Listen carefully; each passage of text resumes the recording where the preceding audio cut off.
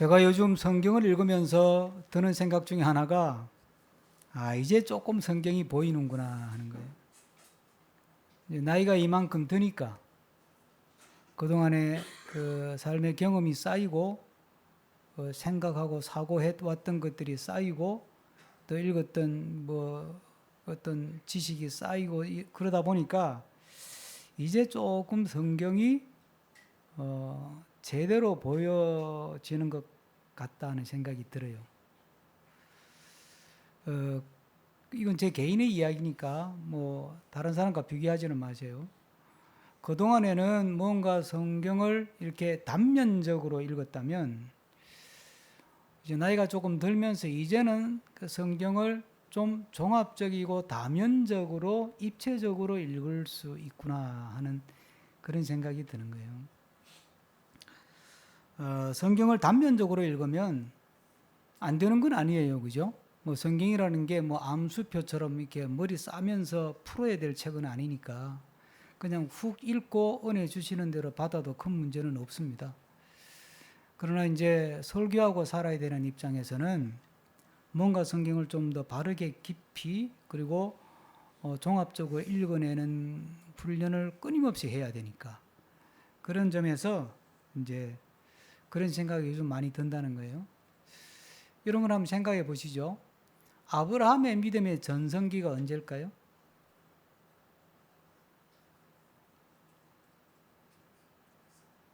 여러분 머릿속에 모리아산에서 이삭 바칠 때 그렇게 생각이 들 거예요. 모리아산에서 이삭 바치는 게 정말 대단한 도전이죠. 그러면 그 엄청난 시험을 통과해서 이제 자격증 받았잖아요. 졸업장 받았잖아요. 그럼 이제 그 다음엔 아브라함이 뭘 해야 돼요? 그 엄청난 시험을 통과해서 합격했어요. 그럼 이제 그때부터는 뭔가 대단한 일을 해야 되잖아요. 그렇죠? 선교사로 가든지, 목사가 되든지, 예배당을 짓든지, 뭔가 일을 해야 되잖아요. 그런데 일한 게 아무것도 없어요. 오히려 그 뒤에 아브라함이 모리아산에서 이삭을 바친 이후로 성경에 아브라함은 거의 등장하지 않습니다. 아브라함이 주어로 등장하는 것은 아들 이삭 장가 보내는 것 외에는 거의 아예 등장하지 않습니다. 그러면서 아브라함이 몇 살까지 사냐면 175살까지 살아요. 근데 보세요. 아브라함이 이삭을 장가 보낼 때 아브라함 나이가 몇 살이냐면, 장가 보낼 때 이삭이 40살에 장가 갔어요. 이삭을 언제 낳았죠? 아브라함이 100살에 낳았죠? 그럼 아브라함이 140살에 이삭 장가 보낸 거예요. 3년 전에 사라가 죽었고. 그리고 쌍둥이가 언제 태어나요? 이삭이 60살에 쌍둥이가 태어나요. 에서하고 야곱이. 그럼 아브라함 몇 살이에요? 160살이에요. 쌍둥이 태어나고 아브라함이 몇 년 살아요? 15년 살았어요. 우리가 이 성경을 좀 더 종합적이고 입체적으로 읽으려면 일단 이 계산이 머릿속에 들어와야 돼요. 아브라함이 140살에 이삭 장가 보냈고 137살에 부인 사라가 죽었고 140살에 이삭 장가 보내고 그 160살에 에서하고 야곱이라는 쌍둥이가 태어났고 그 애들 꼬물꼬물 자라는 거 15년 보고 175살에 죽었다. 이 그림이 머릿속에 딱 들어오면 이 성경이 새롭게 보여요. 오늘 본문이. 대단한 사건도 아니고 엄청난 이야기가 아니잖아요. 근데 참 이상한 거는 왜 그렇게 엄청난 믿음의 시험을 통과해서 이제 너가 정말 나를 경외하는 줄 알겠다라고 22장에 하나님께서 최종 합격 증명서를 주었는데, 그럼 이제부터 너는 이제 본격적으로 일할 타이밍이다. 예?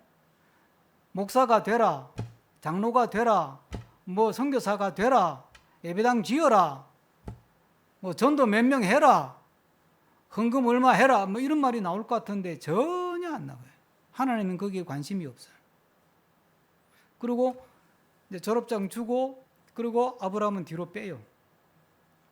역사의 무대에서 뒤로 빼고 누구를 등장시키느냐면 이삭을 등장시켜요. 그러면 아브라함이 모리아산에서 이삭 바친 그 엄청난 믿음, 사랑하는 독자 이삭을 바친 그 엄청난 믿음을 가지고 아브라함이 한 50년 이상을 살거든요. 예? 이삭이 15살에서 20살 그 사이에 모리아산 제물이 됐었어요. 그러니까 20살이라고 쳐도 아브라함이 모리아산에서 이삭 바치고 55년을 더 살았잖아요. 120살에 이삭 바쳤다고 치면 175살이 죽었으니까 55년 동안 아브라함이 살아요. 그럼 결국은 아브라함의 믿음의 전성기, 아브라함의 믿음의 승부처는 어디냐? 모리아산이 아니고 합격증 받고 나서, 자격증 따고 나서 그때부터 살았던 55년이라는 이야기예요. 우리는 믿음 생활을 할 때 자꾸 이제 이 교회에서 믿음의 승부를 걸라고 그래요. 그래서 장로 되는 게 목표고 권사 되는 게 목표고 뭐 이런 식이야. 예? 그러니까 장로 못 되고 권사 못 되면 뭐 믿음 생활 실패한 것처럼 생각하고, 장로 되고 권사 된 사람들은 믿음 생활을 잘해가지고 뭐 계급장 하나 단 것처럼, 훈장 하나 단 것처럼 생각을 해요. 그래서 그것 때문에 교회들마다 얼마나 곤욕을 치르는지 몰라요. 우리가 그걸 너무 많이 봐왔잖아요. 그 왜 그러냐면 은혜를 받았으면 그 은혜를 가지고 어디 가서 그 은혜를 써야 돼요? 일상생활에 가서 써야 되는데 일상생활에 들어가서 그 받은 은혜를 쓰려고 하지 않고 예배당 안에서 그걸 다 쓰려고 하는 거예요. 그러니까 믿음의 최대의 승부처가 어디냐? 대다수의 교인들이 예배당 안이에요. 그리고 예배당에서 열심히 봉사하고 예배당에서 열심히 충성하고 예배당에서 열심히 막 헌신하고 그러면 그 사람 믿음 좋은 사람이야. 반대로 그런 여건이 안 돼가지고 오랫동안 믿음 생활을 했는데도 불구하고 은혜도 많이 받고 참 기도하면서 체험도 많이 하고 성경 읽으면서 인격적으로 주님을 만나는 경험도 많이 한 건 틀림없는데 내가 교회에 나서서 뭐 한 일도 없고 뭐 직분이 제대로 된 것도 아니고 뭐 주방봉사도 제대로 못 해봤고 헌금을 제대로 해본 적도 없고 뭐 전도를 제대로 해본 적도 없고 이런 교인들은 마음이 어떤 마음을 갖고 있냐면 굉장히 기가 죽어 있어요. 위축돼 있고 늘 하나님 앞에 송구해야 하고 죄송해야 하는 거예요. 그게 잘못됐다는 거예요. 우리가 하는 말 중에 예배에 성공하면 인생에서 승리한다 그래요. 그 말은 반만 맞아요. 예배에서 진짜 성공한 사람은 그 예배에서 받은 은혜를 가지고 일상 속에 들어가서 예배자로 살아가는 거예요. 그럼 이 사람이 예배를 제대로 들었는지 못 들었는지를 어디서 판가름나요? 예배 드리는 현장이 아니라는 거예요. 일상생활 속에서 판가름이 나는 거예요. 찬양 집회 가서 막 손들고 은혜 받고 눈물을 뚝뚝 흘리는데, 예? 그리고 교회 봉사 열심히 해서 교회 오빠, 교회 언니 소리, 누나 소리 듣는데, 집에 가서, 일터에 가서, 학교에 가서 그 믿음으로 승부를 걸어야 되는데, 거기서는 승부를 못 걸어. 심지어 거기서 믿는다는 것을 감추어, 어떤 경우는. 그리고 예배당에 와서 또 승부를 걸어.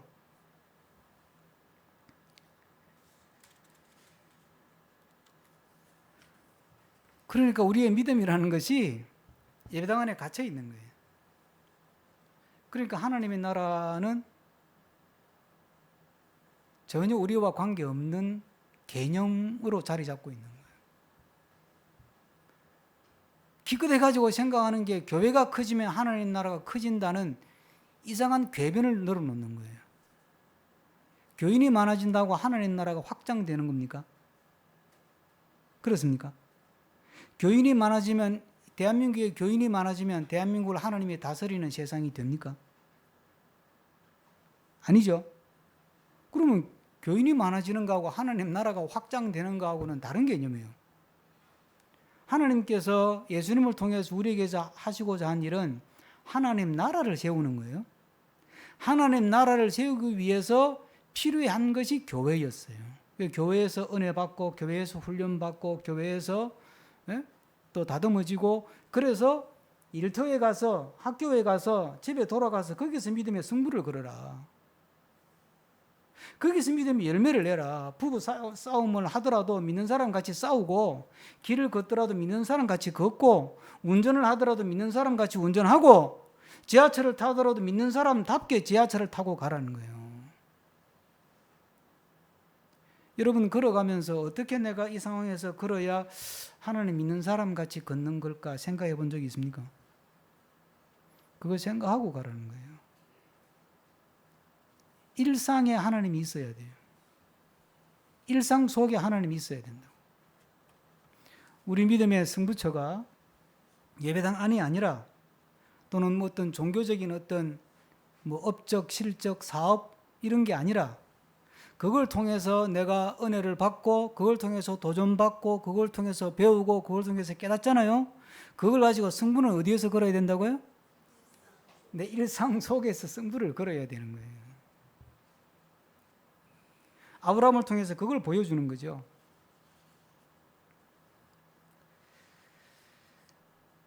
근데 문제가 있어요. 어려움이 뭐냐면 우리 일상이라는 게 이게 내 뜻대로 내 마음먹은 대로 안 풀린다는 거예요.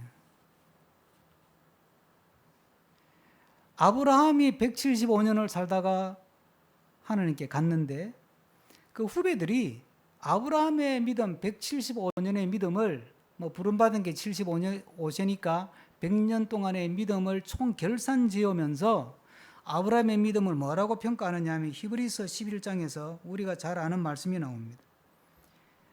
제가 그냥 읽을게요. 히브리서 11장 8절에 보면 우리가 아는 말씀이에요. 믿음으로 아브라함은 부르심을 받았을 때에 순종하여 장래의 유업으로 받을 땅에 나아갈 채 그 다음 말이 뭐예요? 우리가 아는 말씀이에요. 갈 바를 알지 못하고 나아갔으며. 그러니까 하나님 부름을 받고 소명을 받고 가는 길은 뭐라고요? 뭔지도 모르고 가는 거예요. 은혜 받고 사는 삶은 이게 뭐야? 어떻게 해야 돼? 왜 내 뜻대로 안 돼? 왜 기도대로 안 돼? 이걸 감수하며 가는 게예요. 믿음의 길은. 그 다음 말씀 보세요. 믿음으로 그가 이방 땅에 있는 것 같이 약속의 땅에 거류하며. 이방 땅에 있는 것 같이. 이방 땅이 뭐예요? 낯선 땅이죠? 여러분들이 뭐 아프리카나 남미나 미국이나 카나다나 그런 데 가서 산다고 생각해 낯설고 물흐른 땅에 가서 예? 말도 잘 안 통하고 문화도 다르고 인종차별도 있고 그런 데 가서 산다고 생각해 봐요. 아브라함이 지금 그런 상황이라고 해요. 그런데 그 자리에서 살아가는 거예요. 그하고 그 다음 말씀은 동일한 약속을 유업으로 함께 받은 이삭 및 야곱과 더불어 장막에 거하였으니 그랬어요. 장막에 거했다는 말은 집 짓고 살았다 이런 뜻입니다. 그러니까 아브라함, 이삭, 야곱 3대가 한 집에서 살았다는 거예요. 한 집에서. 그런데 그 한 집에 사는 그 환경이 어떤 거예요? 이방 땅이에요. 이방 땅. 가나안 땅은 아직 이루어지려면 한참 멀었고, 그렇죠? 한참 멀었고, 낯설고 무설고 이거 어떻게 살아야 되지? 어떻게 대응해야 되지? 이 문제를 어떻게 풀어야 되지? 모든 게 다 생소한 것이고 모든 게 다 어렵고 모든 게 다 힘들고 정말 잘 모르겠는 거예요. 갈 바를 모르는 거예요. 근데 믿음이란 뭐냐면 그 갈 바를 모르겠는 것을 끌어안고 사는 게 믿음이라니까요. 우리는 믿음을 가지면 뭐 갑자기 1 더하기 1은 이 답이 딱 떨어지듯이 갑자기 막 인생이 그냥 쾌청하게 앞에 그냥 먹구름이 탁 사라지고 길이 쫙 보이고 막 그냥 간단 명료하게 그냥 주어진 답을 쫙 가지고 살아가는 뭐 흔히 하는 말로 뭐 만사 형통 아니에요. 하나님께서 우리에게 열어가시는 삶은 그래 가지고는 하나님을 알아갈 수가 없어요.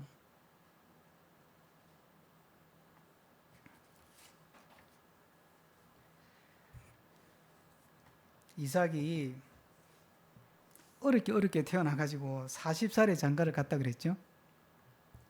그러니까 아브라함 입장에서 한번 생각해 봅시다. 예? 자식을 얻었는데 100살에 얻었어요. 지 엄마하고 키우는데 나이는 들어가고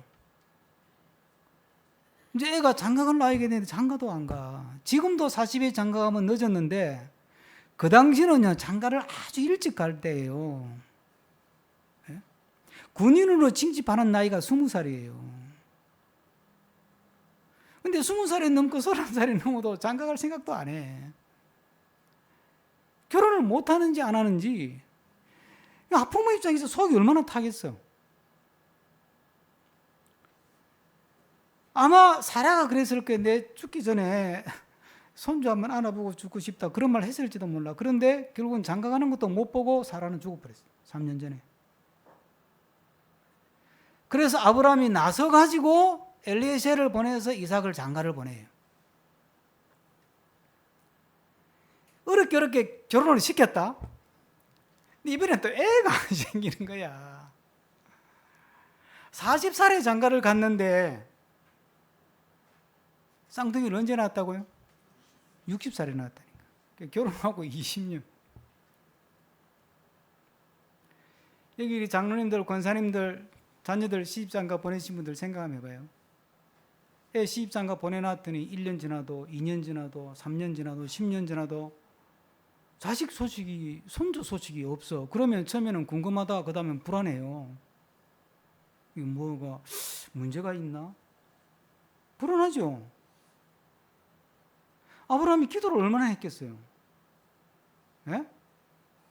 그 믿음의 조상 정도 되는데 사라는 죽기 전에 얼마나 기도를 했겠어. 그러니까 겨우 기다려가지고 이제 20년 만에 쌍둥이 태어났으니까 또 아브라함이 얼마나 좋아했겠어. 네 엄마 봤으면 되게 좋아했겠다. 거기까지는 좋았는데 애 둘을 쌍둥이를 낳았는데 막 일타쌍피야. 여기까지는 좋아. 일타쌍피가 뭔지는 모르시는구나. 근데 문제는 이 둘이 애가 너무 달라도 이 에서는 애가 완전히 막 야성으로 충만하고 완전히 막 근데 이 이삭은 또 완전히 여자애야. 그러다 보니까 이삭은 자기가 온순해서 그런지 몰라도 에서를 너무 좋아하는 거예요. 와, 저런 어르신 우리 집에 장손 될 만하다. 역시 남자가 저렇게 기백이 있고 치고 나가는 맛이 있고 좀 저래야지. 그러니까 이제 이삭을 되게 좋아하고 리브가는 가만히 생각해보세요. 리브가는 자기 집에서 신랑 얼굴도 못 보고 친척이라는 이유 하나만으로 엘리에셀을 따라서 시집 온 여자예요. 그러니까 얼마나 여자가 당차요. 그러니까 이게 강골 문제를 막 해결하고 치고 나 그건 내가 잘할 수 있어. 그런데 다행히 이삭은 애가 여자애 같아. 딸내미 같아. 내가 너무 온순한 거야. 너무 착해. 말도 잘 듣고 고분고분하고. 그러니까 리브가는 또 이제 이삭을 이 야곱을 또 좋아하는 거예요. 그러니까 부모가 에서하고 야곱을 편애를 하네. 맨날 싸우는 거야 또. 그러다가는 잘 어떻게 좀 되나 싶었는데 에서하고 야곱하고 싸워가지고 쌍둥이 형제가 원수가 되어버리는 거예요. 한 놈은 딱 유배 보내듯이 또 외갓집으로 쫓아보내버리고. 아브라함 입장에서 그 믿음 좋은 아브라함 입장에서 그걸 쳐다보는 마음이 어떻겠어요? 이야, 참, 도대체 믿음으로 산다는 건 뭐야 도대체? 내가 이렇게 기도하는데 내가 하나님 부름받고 은혜 받고 내가 평생 기도하며 살았는데 애 낳는 거 하나가 이렇게 힘들고 장가 하나 보내는 것도 이렇게 힘들고 손주들 태어나는 것도 이렇게 힘들고 태어나놓으니까 또 이렇게 속상하고.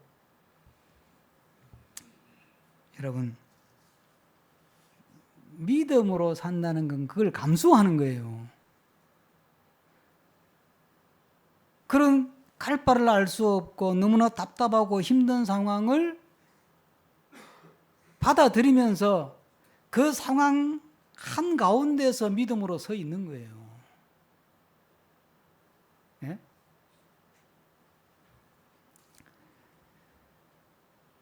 간증거리가 될 만큼 세게 은혜를 체험한 사람들은 대개 그 효과가 오래 안 가요.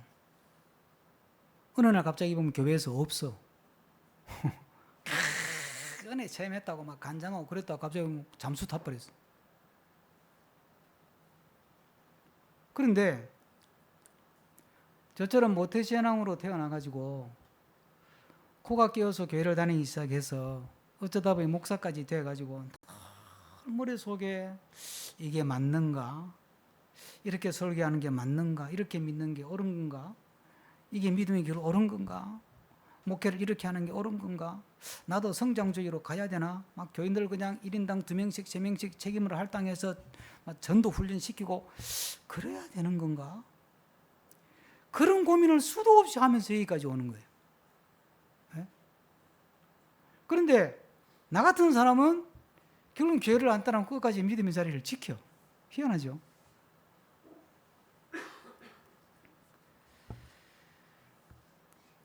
믿음이 성숙해진다는 것은 내 삶에 알 수 없는, 이해할 수 없는 답답함, 이런 것들을 받아내는 내성이 점점 더 커지는 것입니다. 저는 뭐 대중가요를 잘 모르는데 우연히 알게 된 노래인데 임재범이라는 가수가 부른 노래인데 살아야지라는 노래가 가사를 보니까 이거 믿는 사람이 작사했나? 이 사람이 아브라함 이야기를 아나? 다윗 이야기를 아나? 욥 이야기를 아는가? 이런 생각이 들어요. 그래서 제가 가사를 한번 소개하려고요. 산다는 건 참 고단한 일이지 지치고 지쳐서 걸을 수 없으니 어디쯤인지 무엇을 찾는지 헤매고 헤매다 어디를 가려는지 꿈은 버리고 두 발은 딱 붙이고 세상과 어울려 살아가면 되는데 가끔씩 그리운 내 진짜 인생이 아프고 아파서 참을 수가 없는 나. 살아야지 삶이 다 그렇지. 춥고 아프고 위태로운 거지. 꿈은 버리고 두 발은 딱 붙이고 세상과 어울려 살아가면 되는데 날개 못 펴고 접어진 내 인생이 서럽고 서러워 자꾸 화가 나는 나. 살아야지 삶이 다 그렇지. 작고 외롭고 흔들리는 거지. 이 가사가 이래요.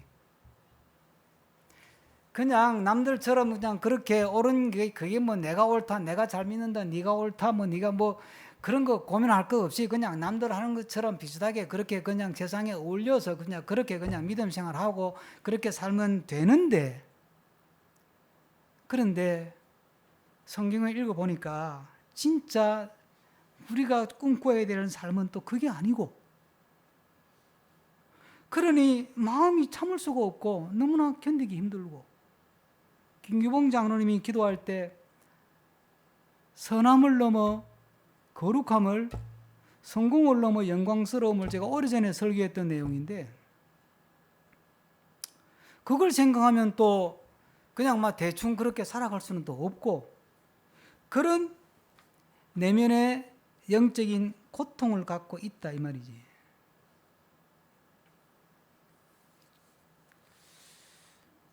그러면 이렇게 힘든 세상을 어떻게 살아요? 어떻게? 히브리서에 뭐라고 되어 있냐면 아브라함의 신앙에 대해서 그 마지막에 이렇게 되어 있어요. 장막에 거하였으니, 그 다음 10절인데 이는 왜 이럴 수 있었냐 하면 그가 하나님이 계획하시고 지으실 터가 있는 성을 바랐습니다. 나는 모르겠어. 그런데 하나님은 계획이 있어.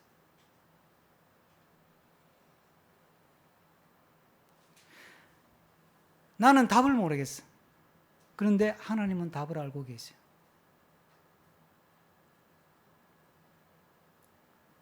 아브라함은 그거 믿고 사는 거예요. 그 믿음으로 산다는 것은 잘 모르겠어요. 그죠? 사는 게 너무 힘들어요. 그냥 사는 것도 힘든데 믿음 지키며 사는 거는 상상을 초월할 대로 힘들어요. 여러분들이 요즘같이 이렇게 요즘같이 세상 자체가 이게 죄가 관영한 세상이라고 말하잖아요. 예? 이런 세상에서 정신 똑바로 차리고 믿음으로 진짜 믿음의 인생을 살아가려고 고민하는 사람이라면 하루하루가 너무 힘든 거예요. 그게 정상이에요. 잘못 가는 게 아니에요. 그런데 어떻게 그걸 이겨낼 수 있냐 하면 나는 모르겠어. 그러나 하나님께는 다 생각이 있고 하나님께는 계획이 있고 하나님은 아신다는 거예요. 내 아픔도 아시고 내 고통도 아시고 내 번민도 아시고 내 답답함도 아시고 하나님은 아신다. 하나님께는 계획이 있다. 그게 뭔지는 나 또 몰라. 그러나 성경이 분명히 우리에게 약속하시기를 하나님께서 나를 하나님의 신비한 섭리 속에 나를 이끌고 계신다는 거 성경이 분명히 가르치고 있으니까 맞아. 내 삶은 하나님의 섭리 안에 있고 내 성공도 하나님의 섭리 안에 있고 내 지금의 아픔도 탄식도 고통도 실패도 아픔도 다 하나님의 섭리 안에 있어. 하나님께는 계획이 있어. 하나님은 알고 계셔. 이 믿음 가지고 살아가는 것이 우리가 일상을 살아가는 믿음인 줄로 깨달으시기를 주의 이름으로 부탁합니다. 그래서 소망 중에 즐거워하고 그래서 열심히 기도하고 그래서 열심히 주님을 찬양하며 살아가는 거예요. 아브라함의 이 노년을 또 잠깐 생각해 보면 사라하고 그렇게 결혼해가지고 사라가 이제 먼저 세상 떠났는데 이제 언제 죽을 줄 모르는 나이인데 그냥 그럼 살면 되지. 재혼을 해요. 오늘 본문 이야기가 재혼했다는 이야기예요. 그죠? 재혼해가지고 거두라라고 하는 여인하고 재혼을 해가지고 자식 6을 낳아요. 그래 그 자식 6이 다 또 번창해요. 이상 낳는 거는 그렇게 힘들었는데 재혼해가지고는 막 애를 쉽게 낳았어요. 그래가지고 거기서 미디안 족도 나오고 막 이렇게 다양한 족속들이 펴지면서 나와요. 그 성경은 왜 아브라함이 뒤늦게 재혼해가지고 애 많이 낳았다는 이야기를 왜 밝힐까요? 그리고 나이가 점점 들어가니까 그 다음 무슨 이야기를 하죠? 이삭 불러가지고 내 소유가 다 너 거다. 너가 이제 믿음의 장자니까 너가 다 물려받아야 된다. 그리고 이삭한테 유산을 정리해 줘요. 그 다음에 서자들 많이 낳았다 그랬잖아요. 서자들 다 불러. 그 성경 나오잖아요. 서자들도 이렇게 다 불러가지고 너희들도 먹고 살아야 되니까 자 너는 요만큼 너는 요만큼 유산을 다 떼줘요. 재산을. 그리고는 뭐라고 되어 있어요 성경에? 그 부분은 눈여겨 읽을 필요가 있습니다. 6절 다 같이 한번 읽습니다. 6절 자기 서자들에게도 재산을 주어 자기 생전에 그들로 하여금 자기 아들 이삭을 떠나 동방 곧 동쪽 땅으로 가게 하였더라. 얘들 가까이 붙여놓으면 또 싸울지 모르니까 자 너희들은 내가 재산 떼줬으니까 그거 가지고 동쪽으로 가서 살아. 그 당시 동쪽이라고 하는 거는 페르시아나 인도나 뭐 몽골이나 이런 쪽을 이야기하는 거예요. 이제 그쪽으로 이렇게 이제 보내요. 그렇게 자기 할 일 다 하고 나이가 돼서 이제 죽었다. 이렇게 기록되어 있어요. 무슨 이야기예요? 마지막까지 답답하고 뭐가 뭔지 잘 모르겠지만 마지막까지 주어진 자리에서 자기 할 일을 다 하는 거예요.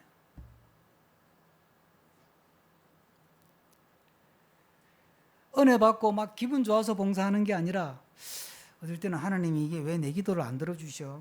내가 믿지 말까 그냥? 교회 나오지 말까? 그런 마음이 드는데도 믿음의 자리를 지키고 기도의 자리를 지키고 예배의 자리를 지키고 열심히 전도하고 열심히 교회 봉사하고 그러면서 자기 할 일을 다 한다 이 말이에요.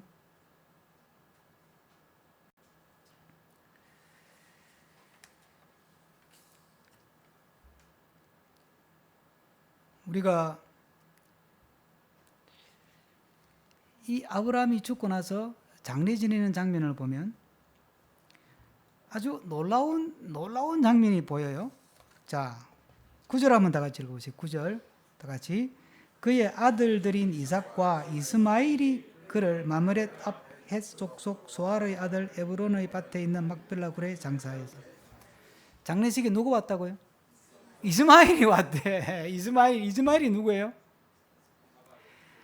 이삭 낳기 전에 사라가 자기 몸종 하갈하고 어쨌든 애를 낳아야 되니까 합방해가지고 낳은 아들이 이스마엘이에요. 그러니까 이스마엘 때문에 또 마음고생을 얼마나 많이 했어요.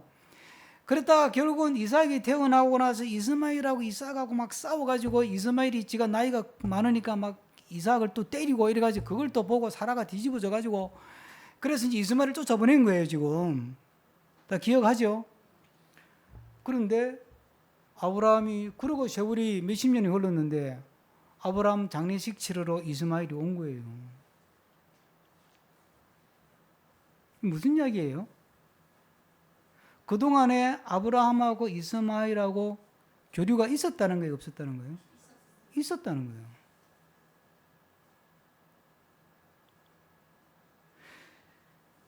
하여튼 아브라함은 모리아산 이후로 그 엄청난 체험을 하고 엄청난 헌신의 모습을 보이고 순종의 모습을 보이고 나서 시험에 완전 패스했어. 신앙의 절정기 같아.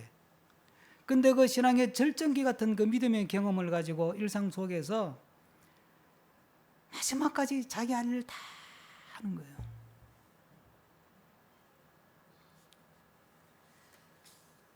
여러분, 우리가 이 땅에서 믿음으로 산다는 것은 비록 답답하고 일이 안 풀리고 영문을 모르겠고 하나님이 너무 심한 것 같고 이해가 안 되고 그런 상황에서도 내 할 일을 하는 거예요. 왜냐? 앞에 말씀드렸잖아요. 하나님은 아신다. 그 다음에 또 중요한 게 뭐예요? 하나님이 일하신다. 나는 답답해. 일이 안 되는 것 같아. 일이 막힌 것 같아. 일이 해결이 안 돼. 그런데 하나님 지금 뭐 하고 있다고요? 하나님은 하나님의 일을 하고 있는 거예요. 개포동 우리 교회 재산 문제를 어떻게 처리할까 고민하면서 지내왔는데 제가 이제 한 해 정리하면서 이렇게 카렌더를 쭉 훑어보니까 개포동 저 문제 해결하려고 회의를 한 20번 했더라고. 그리고 주민들 단톡방에 글을 올린 게 12분이나 글을 올렸어요. 경과 보고 올리고 뭐 올리고. 열심히 일했죠. 근데 뭐 달라졌을까요? 하나도 안 달라졌어요. 하나도 안 달라졌어요. 막 인간적인 말을 그대로 하면 답답해 미치겠어. 도대체 하나님 해도 너무한다.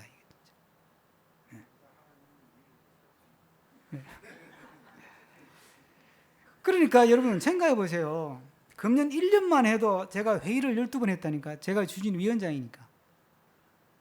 내 돈 써가면서 회의했어요. 내가 교회 돈 1원도 청구 안 했어요. 만나면 차 사주고 경우에 따른 밥도 사주고. 예?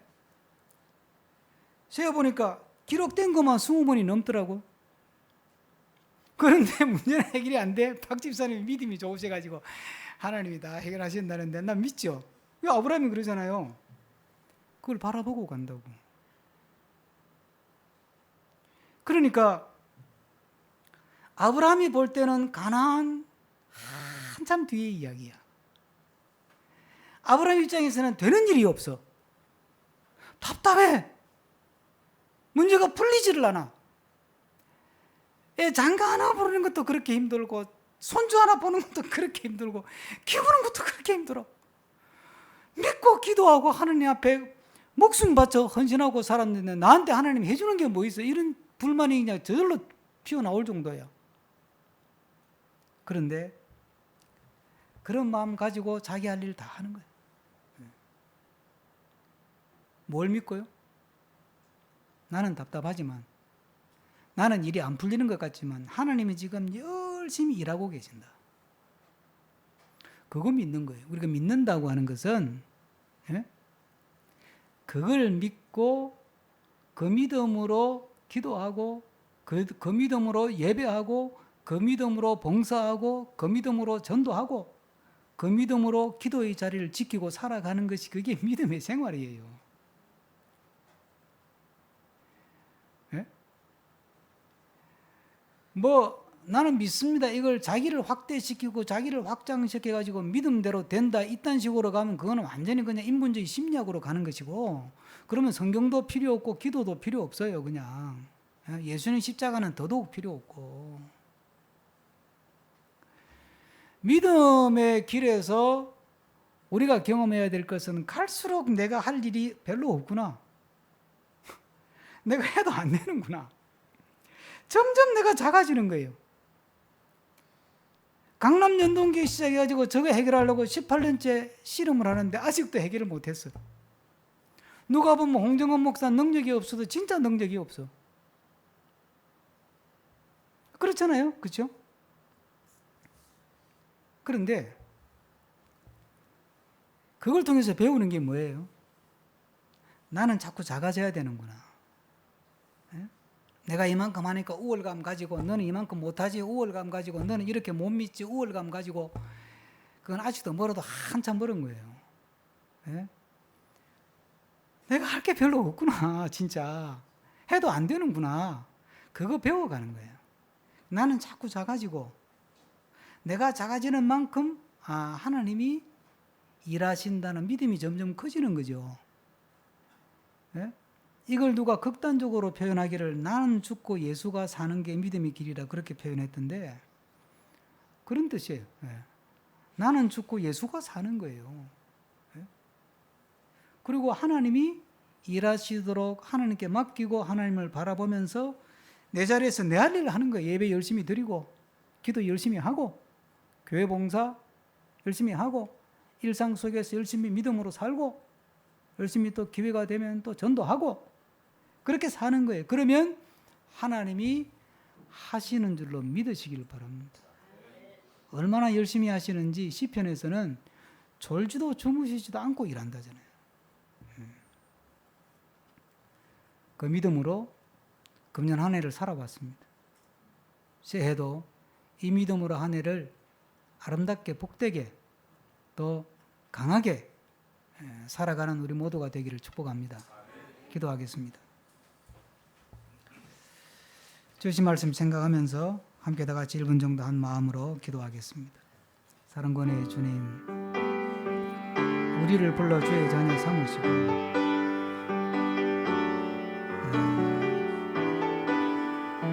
우리에게 주신 사랑과 은혜로 우리 일상 속에서 승부를 걸며 믿음의 꽃을 피우게 하시는 하나님, 근데 우리 일상이 또 갈 바를 알지 못하고 가는 길이라 나는 모르지만 하나님이 아신다는 믿음, 이래도 안 되고 저래도 안 되는 일들을 통해서 나는 못하지만 하나님이 아신다는 믿음으로 살아가는 되게 하여 주시옵소서. 하나님께서 주신 은혜와 사랑, 내가 받은 그 사랑으로 일상 속에 들어가서 일터에서 학교에서 가정에서 내 믿음의 꽃을 피우게 하여 주시옵소서. 그런데 주님, 우리의 일상이 돌아가는 것이 생각처럼 쉽지 않습니다. 갈 바를 알지 못하고 가고 살았던 아브라함처럼 정말 뭐가 뭔지 모를 때도 많고 너무 답답할 때도 많고, 그래서 때로는 좌절하고 때로는 포기하고 싶고 때로는 원망이 차오르고 불평이 차오를지라도 나는 모르지만 하나님은 아신다고 하는, 나는 도대체 계획을 세울 수 없지만 하나님은 다 계획에 있다는 이 신비하고 놀라운 사실을 붙들게 하여 주옵소서. 그리고 내 마음을 짓누르는 답답함과 의심과 불평과 원망을 극복하고 하나님을 믿는 하나님의 자녀로서 내 자리를 지키고 내 할 일을 묵묵히 수행함으로 하나님이 일하시고 하나님이 풀어가시고 하나님이 역사하시는 것을 경험하며 살아가게 하여 주시옵소서. 하늘을 이렇게 살았듯 내년 한 해도 이렇게 이 믿음으로 일상 속에서 하나님의 신비를 경험하며 살아가는 복된 자녀들이 되게 하여 주옵소서. 예수 그리스도 이름으로 기도하옵나이다. 아멘.